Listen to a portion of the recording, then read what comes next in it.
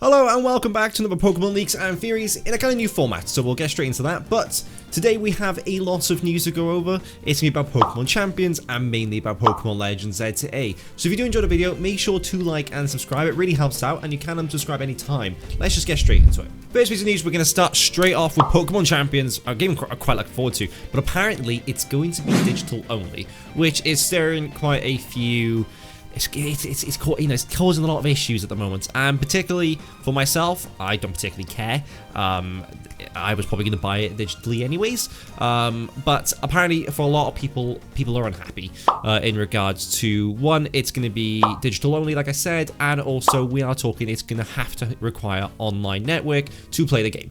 So basically confirming there's going to be no stories or anything in regards to the game that can be played offline. It's going to be an online only game, which when you kind of think of it, makes sense. It's a battle simulator game. They would make a story in there somehow. The story itself will probably be quite poor, so I quite like the fact that they're kind of taking themselves away from a story, and they're going to be looking for online battles only, and a lot of people are unhappy. So what do you think about this? Let me know in the comments. But it's not only that we've got with Pokemon Champions, so we have got a further bit of information in regards to the game itself. Starting off with the online battle modes, there's going to be 3 different modes you can do. Starting straight off with private battles, basically you can set a private battle to battle your friends or family. Very simple. Casual battles, where it's in the sense of no stress behind it, there's no ranked, it's just a case of you battle, maybe test out a few different strategies that you've got ready for the ranked battles, which is obviously going to be in the game, and then that will change depending on whether you win or lose.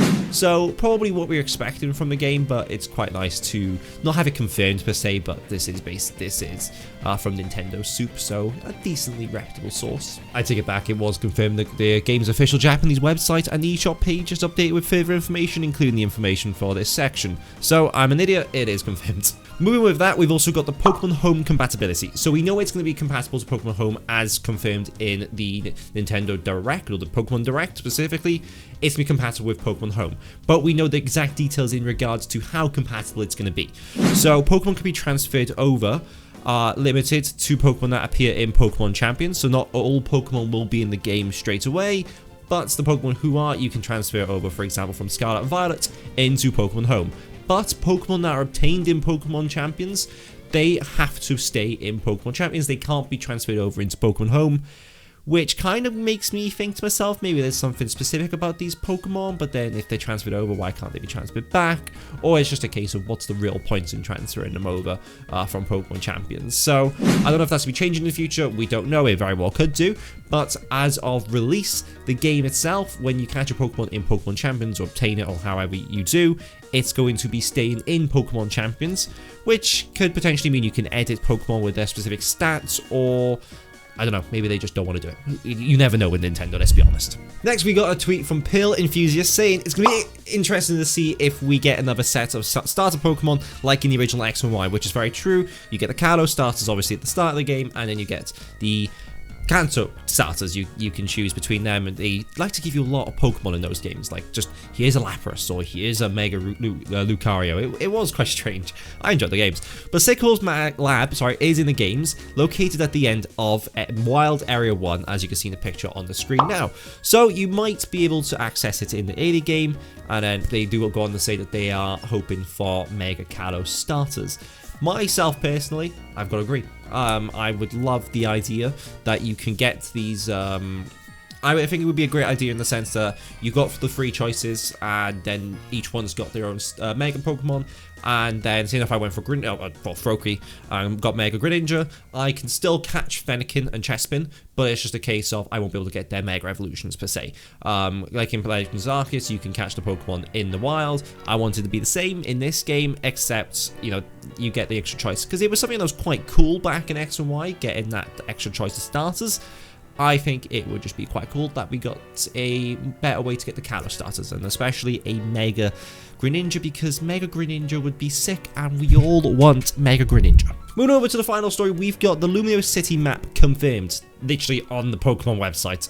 So as you can see right now, this is the map we've got for Lumiose City, and it does appear here that it looks like, I mean, it looks a decent size. it does appear it does be sectioned off into 5 different sections, which for me kind of says that there's going to be 5, maybe 6 if you include the Lumiose City Tower, or the Prism Tower I think it's called, the 6 boss battles in a sense. So you've got maybe 5 sections. So if, for example, in the bottom left, you can maybe the blue section, because they do seem to be colored off as well. You've got potentially an ice or water for the blue. You've probably got fire. Then for the red in the left, at the top lane, it's either going to be the white. Kind of makes me think it's going to be normal, but there are quite a few swablu at the top, so potentially flying type battle. Bottom right, green for grass, I'd imagine, and then that light green, that's the one that's kind of throwing me off. Potentially, we could be talking bug, but obviously, you know, take that. I don't know nothing, that's just a guess. This is just me using for an example.